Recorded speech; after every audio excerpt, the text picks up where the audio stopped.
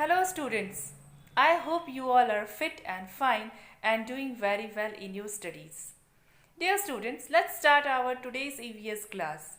You know that we had already started our chapter number 8, that is plants and animals food, and today we are going to finish our chapter, and our today's topic is food web and food chain. So let's continue our today's class and let's finish the chapter.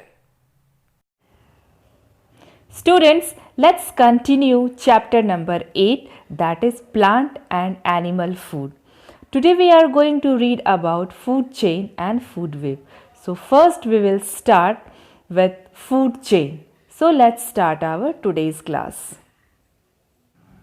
So students, let's talk about food chain. अब ये food chain क्या होता है?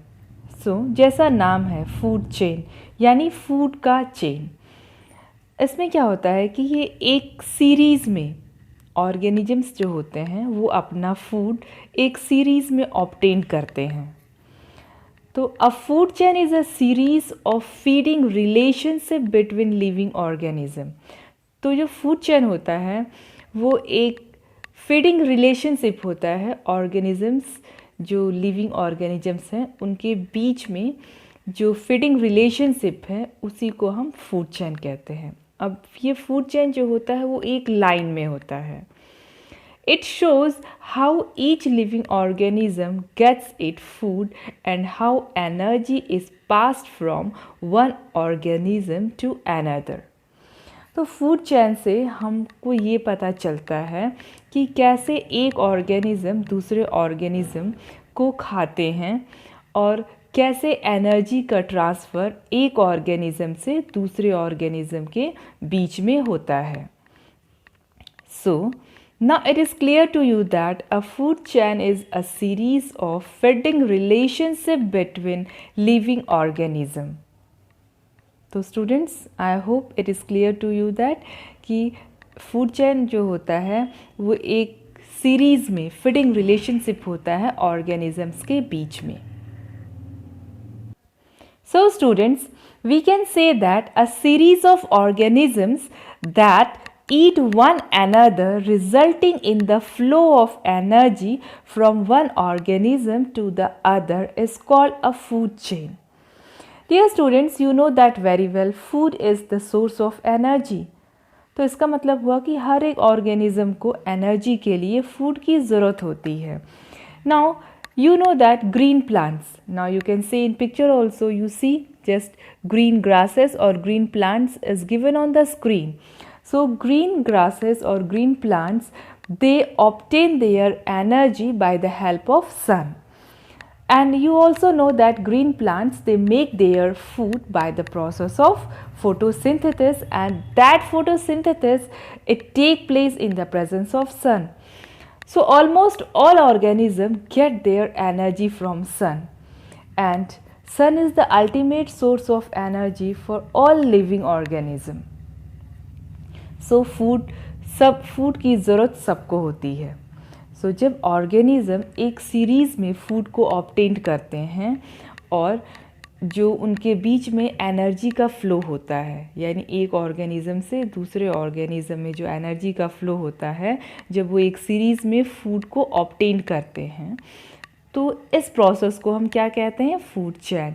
You can see in picture also, for example you see that grass is eaten by grasshopper, and grasshopper is eaten by frog, frog is eaten by snake, and snake is eaten by eagle. तो आप देख सकते हैं कैसे एक series में organism अपना food obtain करते हैं, और जैसे जैसे वो अपना फूड ऑब्टेन करते हैं इनके बीच में एनर्जी का ट्रांसफ़र भी होता है या एनर्जी का फ्लो होता है। तो इसी को हम क्या कहते हैं? फूड चेन कहते हैं। So now students, let's see the following examples of food chain. So you can see that corn is a plant eaten by rat, and rat is eaten by owl. Carrot is eaten by rabbit, rabbit is eaten by fox, and fox is eaten by lion. You see that grass. Grass is eaten by grasshopper. Grasshopper is eaten by frog. Frog is eaten by python, and python is eaten by eagle. So you can just see that how organisms they obtain their food in series. So in the food chain, the energy stored in grass or plant is transferred to the grasshopper when it eats the grass.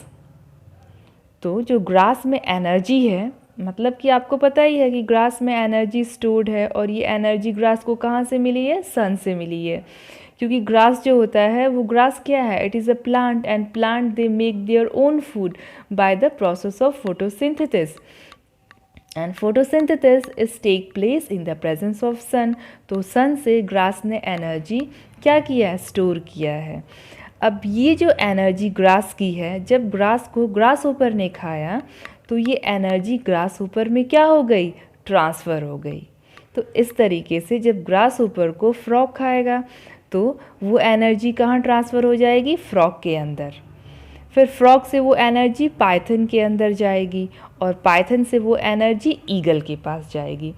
तो यानी कि organisms जो हैं वो एक series में food को obtain करते हैं, और एनर्जी का ट्रांसफ़र भी फूड और एनर्जी का ट्रांसफ़र भी इनके बीच में होता रहता है.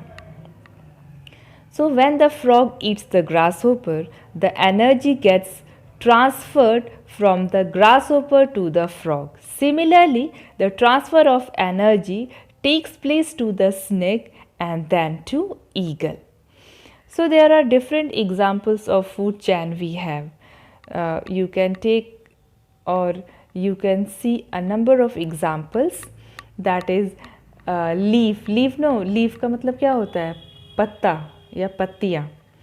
So leaf is eaten by caterpillar. Caterpillar is eaten by chameleon. Chameleon is eaten by snake, and snake is eaten by mongoose. So I hope food chain is clear to you. So let's start our next topic, that is food web. तो food का मतलब पता ही है आपको. food का मतलब क्या होता है? खाना, भोजन. और web का मतलब होता है जाल, यानी food का जाल. अब ये food का जाल कहाँ से आया? So when many food chains are connected together, it forms a food web. जब कई सारे फूड चेन एक साथ कनेक्टेड होते हैं तो वो क्या बनाते हैं? वो फूड वेब बनाते हैं. So a network of interconnection of food chain is called food web. तो जब कई सारे फूड चेन एक साथ कनेक्टेड होते हैं तो उसी को हम क्या कहते हैं? फूड वेब कहते हैं. So students, a food web is formed because a particular food source is not just eaten by a particular animal. It is eaten by many different animals. तो food web, अब food web why it is formed? So food web इसलिए बना कि एक particular food का जो source है वो सिर्फ एक ही पर्टिकुलर एनिमल नहीं खाता है. यानी एक जो फूड का सोर्स है उसको सिर्फ एक एनिमल नहीं खाता है, उसको कई सारे एनिमल्स खाते हैं. For example, grass is not only eaten by grasshopper but it is also eaten by cow, buffalo, deer etcetera. अगर हम ग्रास का एग्ज़ाम्पल लेते हैं तो ग्रास को सिर्फ एक ही एनिमल नहीं खाता. मतलब अगर हम बात करें कि ग्रास को, अभी हमने देखा था कि फूड चेन में क्या है, एक सीरीज़ में एनिमल अपना फूड ऑब्टेन करते हैं, and grass is eaten by grasshopper. But grass is not only eaten by grasshopper. Grass को सिर्फ ग्रास होपर ही नहीं खाता, और भी जो हर्बीवोर एनिमल्स हैं, काऊ हो गया, बफेलो हो गया, डियर हो गया, ये सब खाते हैं. So that's why food web is formed. In turn, deer can be eaten by a tiger, lion, wolf, etc. और उसी तरीके से डियर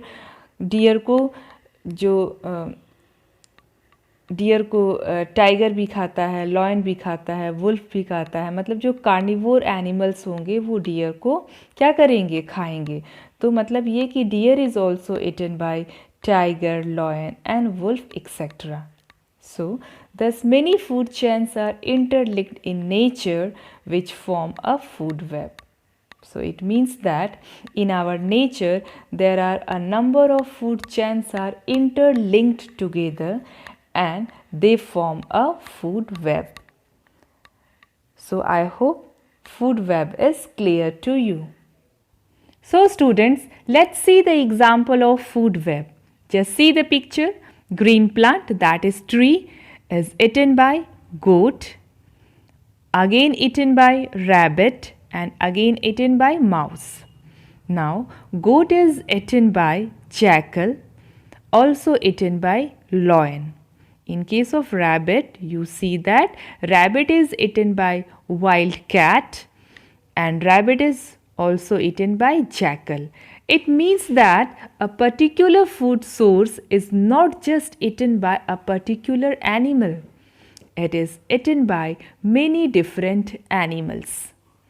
तो ये क्लियर हो गया कि एक फूड सोर्स सिर्फ एक ही एनिमल नहीं खाता है, उसको कई सारे एनिमल्स खाते हैं. So that's why food web is formed. So I hope the meaning of food web is clear to you, that when many food chains are connected together, it forms a food web. So students, that's all for today's class. Now we have completed our chapter number 7. So if you have any doubt regarding any topic which I taught you in this chapter, you can just call me or you can write in group also. So main thing is that keep smiling, stay home, stay healthy.